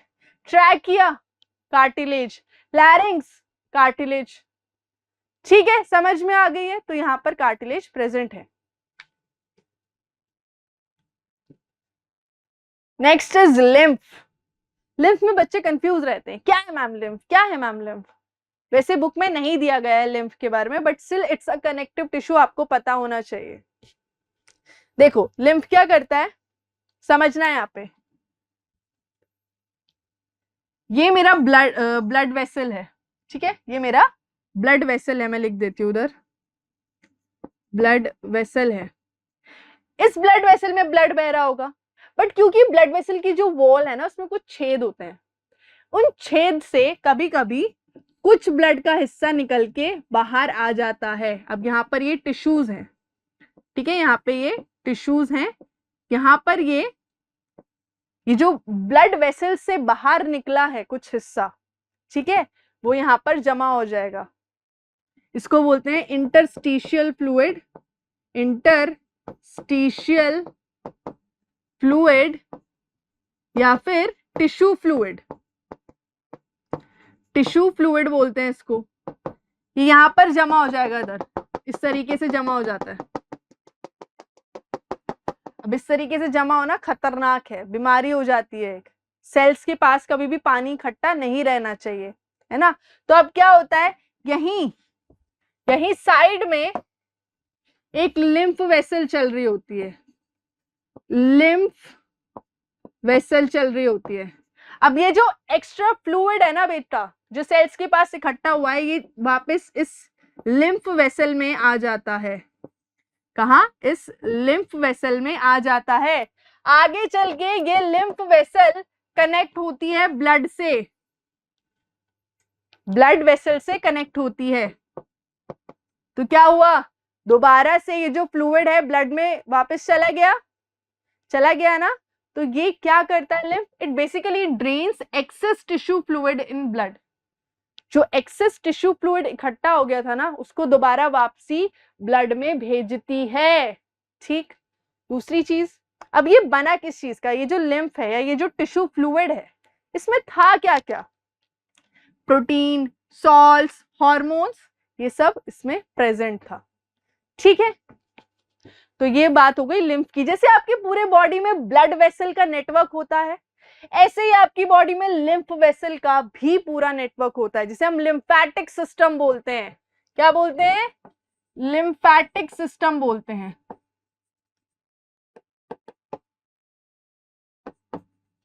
ठीक है, लिम्फ भी देख लिया लगे हाथ, आगे चले। अब आ जाओ दूसरे तरीके के कनेक्टिव टिश्यू जहां पे मैट्रिक्स डेंस हो गया है, गाढ़ा हो गया है। इसका पहला एग्जाम्पल क्या है, लिगामेंट्स। लिगामेंट्स यहां देखो, ये आपका नी का जॉइंट दिखाया है, नी, ठीक है, ये दिख रही है यहाँ पे, ये कुछ बैंडेज टाइप, रबड़ की कुछ स्ट्रिप्स टाइप, यही लिगामेंट्स है। ठीक है, लिगामेंट्स क्या होती है, लिगामेंट्स के लिए वर्ड याद रखो, B to B, B to B, B to B, B to B का मतलब they connect bone to bone. ठीक है, याद रहेगा, ligaments connect bone to bone, B to B रहती हैं ये, है ना। इलास्टिक होता है इनमें, ठीक है, इलास्टिसिटी प्रेजेंट होती है और स्ट्रेंथ भी होती है, तभी तो आप अपने नी को ऐसे ऐसे मूव कर पाते हो। दिख नहीं रहा होगा ना उसमें, अरे यार, बट आप नी को मूव कर पाते हो ना पूरे हर तरीके से। वो कैसे मूव करवा पा रहे हो आप, क्योंकि इनमें इलास्टिसिटी होती है बट स्ट्रेंथ भी होती है। अब यहां पर लिटल मैट्रिक्स होता है, याद रखना इस चीज को, यहां पर लिटल मैट्रिक्स होता है, इस चीज को याद रखें लिगामेंट्स में। नेक्स्ट आ जाओ टेंडेंस, ये दिख रहे हैं, दिख रहे हैं यहाँ पे, ये बोन है, इस बोन से यहाँ पे ऐसे कनेक्ट हो रहे हैं, ये टेंडेंस है, ये ऊपर मसल है। सो मसल और बोन के बीच में जो कनेक्शन बिठा रहे हैं वही हमारे टेंडेंस है। तो टेंडेंस के लिए याद रखें M2B, टेंडेंस के लिए याद रखें M2B। Muscle to bone connect करेंगे। नेचर में फाइब्रस होते हैं बेटा, फाइब्रस है इसीलिए लिमिटेड फ्लेक्सिबिलिटी होती है, बहुत ज्यादा फ्लेक्सिबल नहीं होते हैं ये, क्योंकि फाइब्रस है नेचर में। ठीक है, याद रखें, ये हो गया ligaments and tendons, this is done. ये कुछ ओवरऑल देख लो जो अभी तक हमने देखा है, ligament, tendon and bone and everything. देखो ये यहां से मसल है हमारा calf muscle, this is our calf muscle. इस काफ मसल से कनेक्ट कर रहा है कौन, टेंडन। ठीक है, देन उसके बाद क्या आ गई, ये बोन आ गई यहाँ पे हमारी। ठीक है, बोन आ गई, नी बोन आ गई। उसके बाद क्या होगा, इस वाली बोन को इस वाली बोन से कनेक्ट कर रहा है, जो आपकी लोअर लेग वाली बोन है उससे कनेक्ट करेगा कौन, बोन टू बोन कौन कनेक्ट करता है, लिगामेंट। ठीक है, सो आई होप इस तरीके से आपको समझ में आ गया कि टेंडन क्या कर रहा है, लिगामेंट क्या कर रहा है। अब नेक्स्ट टाइप के कनेक्टिव टिश्यू में आ जाओ जहां पर मैट्रिक्स लूज पड़ा है, एकदम लूज। सबसे पहले आ जाता है एरियोलार। यहां पर देखो एरियोलार को क्या क्या मिलेगा इसमें, आपको कोलाजन फाइबर्स मिलते हैं, इलास्टिक फाइबर्स मिलते हैं, फाइब्रोब्लास्ट मिलते हैं जो सेल्स को बना रहे हैं। ठीक है, ये कैसे दिखेंगे, कहां मिलेंगे, सबसे पहले तो स्किन एंड मसल्स के बीच में मिलेंगे। कहां मिलेंगे, स्किन, ये ऊपर सबसे ऊपर स्किन है, इसके अंदर मसल है, तो मसल और स्किन के बीच में आपको मिल जाएंगे। ब्लड वेसल्स और नर्व्स के अराउंड आपको मिल जाएंगे, बोन मैरो में आपको मिल जाएंगे। काम क्या करते हैं, फिल स्पेस इनसाइड ऑर्गन।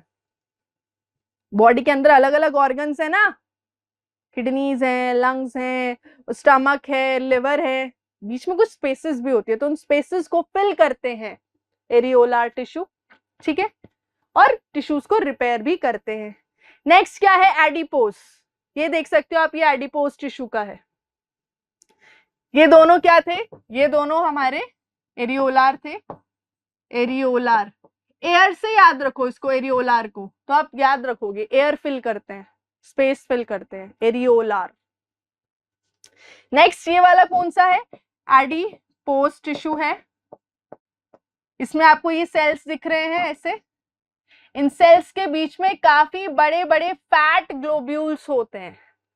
क्यों होते हैं बड़े बड़े fat globules, because these are mainly fat storing tissue, they are mainly fat storing tissue, fat storing tissue है ये, है ना। कहां मिलेगा, स्किन के नीचे। हमारा सारा फैट कहां जमा हो रहा है, स्किन के नीचे तो जमा हो रहा है। कौन जमा कर रहा है, एडिपोस टिश्यू ही जमा कर रहा है।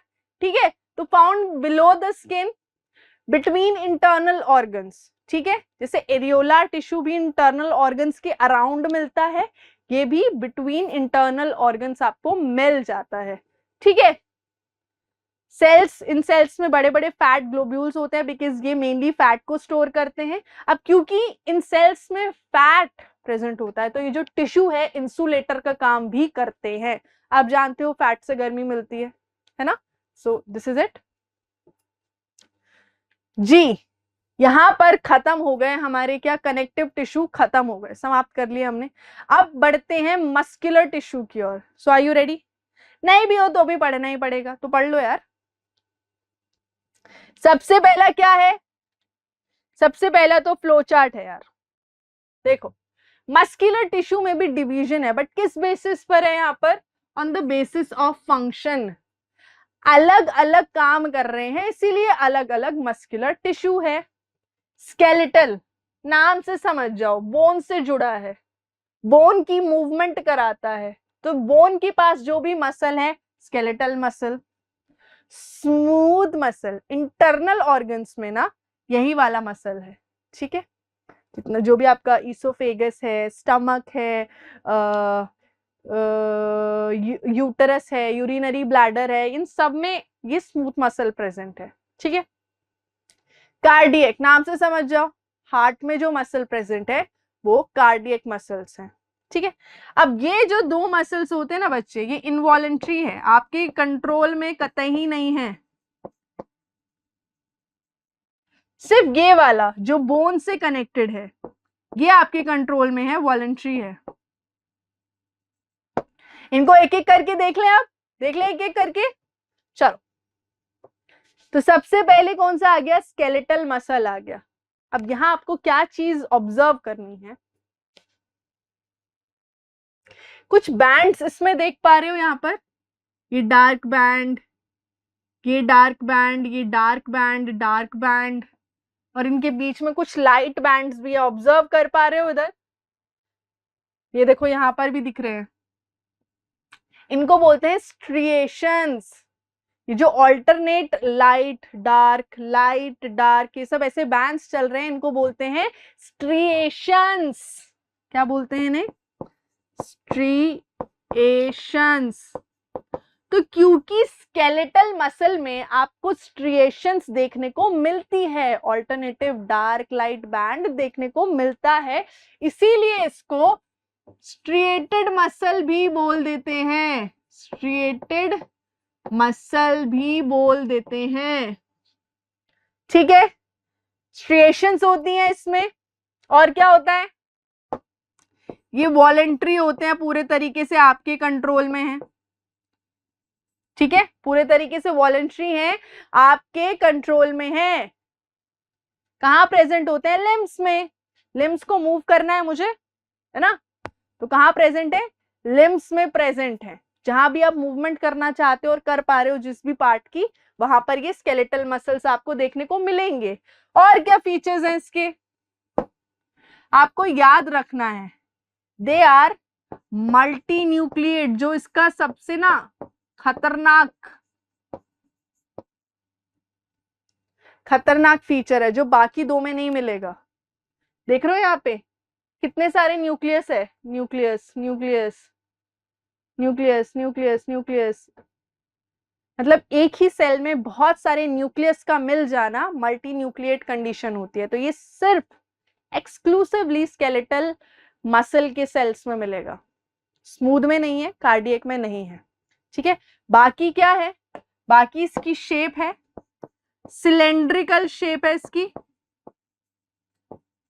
देख रहे हो इस तरीके से सिलेंड्रिकल शेप है ना, सिलेंड्रिकल शेप है, अनब्रांच्ड है, अनब्रांच्ड है। समझ में आ गए, स्केलेटल मसल को समझ लिया।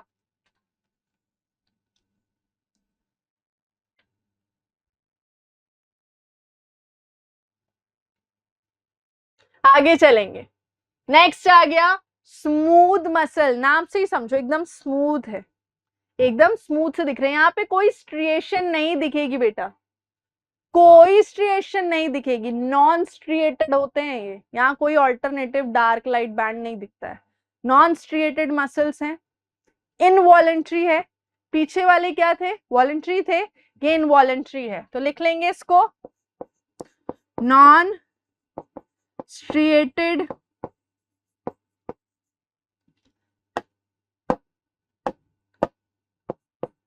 इनवॉलेंट्री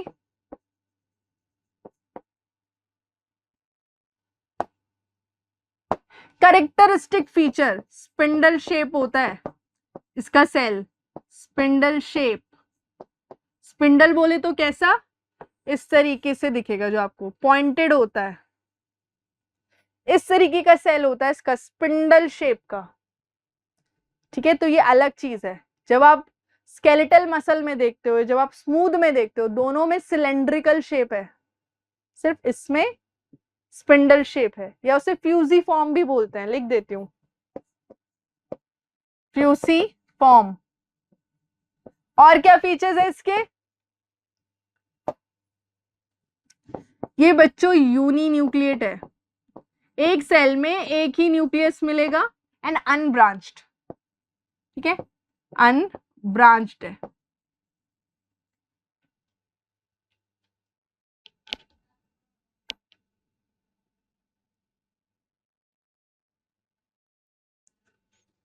कहां कहां मिलते हैं आपको? Iris of I, ureters, bronchi, bronchi पता है ना, लंग्स में ऐसे दो जो डिवाइड हो जाती है, ब्रोंकाई, उधर मिलेगा, ठीक है।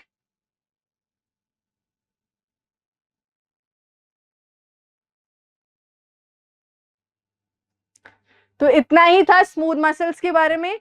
इनवॉलेंट्री, नॉन स्ट्रिएटेड, तभी तो स्मूथ है। देन स्पिंडल शेप का इनका सेल होता है, यूनी न्यूक्लिएट है, अनब्रांच्ड है। कहाँ मिलेंगे? Iris of I, ureters and bronchi. अच्छा पीछे मैंने लिखा नहीं ना कहाँ मिलेंगे। फोर लिम, हाइंड लिम, यहाँ पे आपको ये स्केलेटल मसल मिल जाएगा। नेक्स्ट कार्डियक मसल, नाम से पता लग रहा है हार्ट में प्रेजेंट होते हैं, है ना। अच्छा इनमें स्ट्रिएशन, ये देखो इनमें स्ट्रिएशन दिख रही है क्या? दिख रही है? होती है, दे आर स्ट्रिएटेड, ठीक है। इनमें स्ट्रिएशन आपको देखने को मिलेगी, स्ट्रिएटेड होते हैं ये, स्ट्रिएटेड। बट क्योंकि हार्ट के हैं यार, क्या हार्ट आपके कभी काबू में रहा है?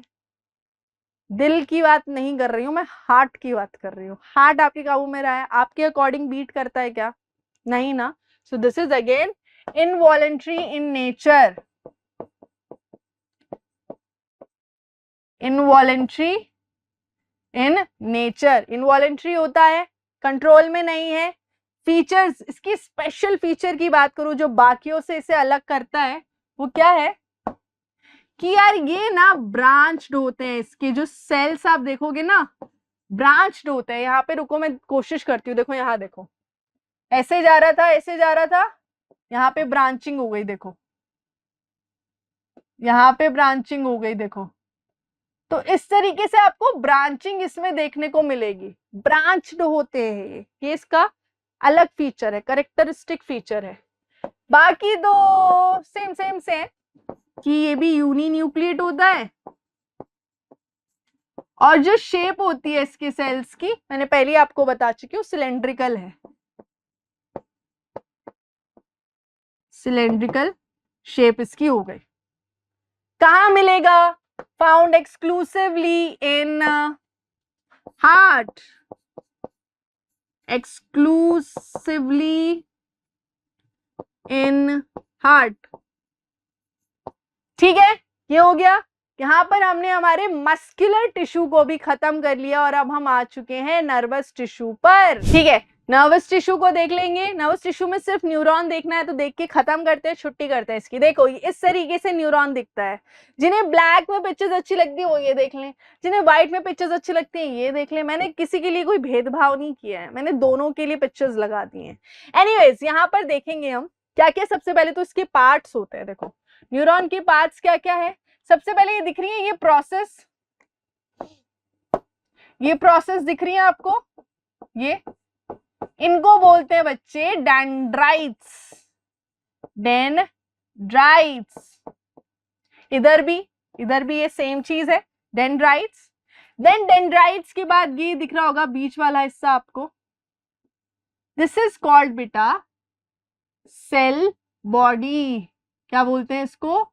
Cell body. यहां पर भी दिख रही होगी, ये सेल बॉडी है, इसके अंदर ही न्यूक्लियस है ना। सेल बॉडी से यहाँ आगे बढ़े इस तरफ को, बेटा ये जो पार्ट है इसको बोलते हैं एक्सॉन। क्या बोलते हैं? एक्सॉन। जो ये हॉरिजॉन्टल वाला पार्ट है हमारा, है ना। एंड देन लास्ट में ये जो आ गया है ये, इसको बोल देते हैं नर्व एंडिंग। नर्व एंडिंग, आप जानते हो बेसिक यूनिट जो है नर्वस टिश्यू की वो यही न्यूरॉन्स होते हैं, है ना। Neurons can be up to 1 metre, 1 metre जितने लंबे हो सकते हैं, समझ रहे हो, इतना होता है 1 मीटर, इतने लंबे हो सकते हैं न्यूरॉन्स, है ना। यही न्यूरॉन्स नर्व्स बना रहे हैं, नर्वस सिस्टम बना रहे हैं, ठीक है। काम क्या है इनका, इंफॉर्मेशन कन्वे करना, है ना, कि आपके सेंस ऑर्गन्स ने कुछ सेंस किया, कुछ चेंज सेंस किया, अब ये इंफॉर्मेशन ब्रेन तक पहुंचानी है ताकि ब्रेन एक अप्रोप्रिएट रिस्पॉन्स बताए। तो कौन इंफॉर्मेशन पहुंचाएगा, ये न्यूरॉन्स। ये फटाफट से करंट की फॉर्म में इंफॉर्मेशन को ले जाते हैं, करंट एंड केमिकल के फॉर्म में, एंड ब्रेन तक वो इंफॉर्मेशन पहुंचाते हैं। देन ब्रेन ने जो भी रिस्पॉन्स बताया है वो वापसी मसल के पास लेके भी आते हैं, कि मसल ने बोला वहां पे, सॉरी ब्रेन ने बोला कि वहां पर गर्म चीज है, हाथ हटाओ, हाथ हटाओ, तो हाथ हटाना है ना, तो ये इंफॉर्मेशन कौन लेके आ रहा है, ये हमारे न्यूरॉन्स ही लेकर आएंगे, ठीक है। सो न्यूरॉन्स बहुत इंपॉर्टेंट होते हैं।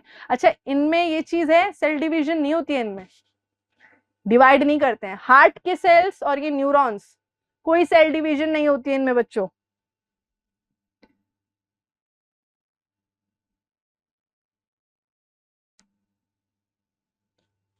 तो I think this is it, यही हमारा लास्ट टॉपिक था न्यूरॉन का, और ज्यादा कुछ है नहीं। बाकी कुछ भी मुझसे मिस आउट हुआ हो या आपको कोई पार्ट समझ नहीं आया हो तो ये आपकी रिस्पॉन्सिबिलिटी है, कर्तव्य है कि आप हमें बताएंगे।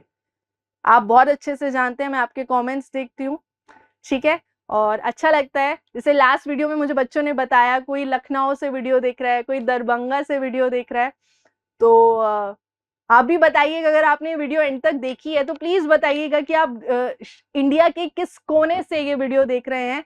And that's it from my side, have a wonderful day ahead, अच्छे से पढ़ो, मम्मी पापा का नाम रोशन करो, मेरा भी थोड़ा बहुत हो ही जाएगा। And that's it, so bye bye, जय हिंद स्टूडेंट्स।